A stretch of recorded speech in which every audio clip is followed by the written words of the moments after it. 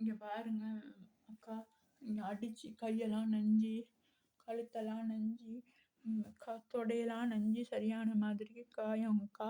ம். நஞ்சு எனக்கு ஒண்ணுமே செய்யல. கடன் எல்லாம் அப்படியே இருக்கு அக்கா. போன கடன் இன்னும். நகை நட்டெல்லாம் அடகு, வீடு கட்டி அரைவாசியில இருக்கு. எதுவுமே எனக்கு நடக்கல. இந்த மாதிரி இன்னும் எனக்கு இதுக்கான முடிவு நடவடிக்கை ஒண்ணு நீங்க எடுக்கணும்க்கா. தயவுசெய்து இந்த மாதிரி இன்னொரு ஸ்ரீலங்கா பிள்ளை யாருக்கும் நடக்கக்கூடாது. இந்த மாதிரி ஏஜென்சிகளை நம்பி யாரும் ஏமாந்துடாதீங்க. உங்களை தயவு செய்து கேட்குறேன். நான் இந்த ஏஜென்சியில தான் போனேன்.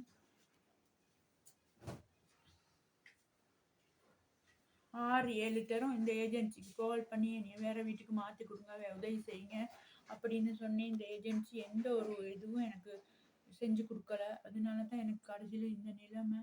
கடைசி நான் ஏர்போர்ட்டில் செருப்பு கூட இல்லாமல் என் வீட்டுக்கு வர்றதுக்கு காசு கூட இல்லாத நிலைமையில எனக்கு இப்படி செஞ்சு என்னைய கொண்டாந்து போட்டாங்க. இதுதான் அந்த ஏஜென்சி.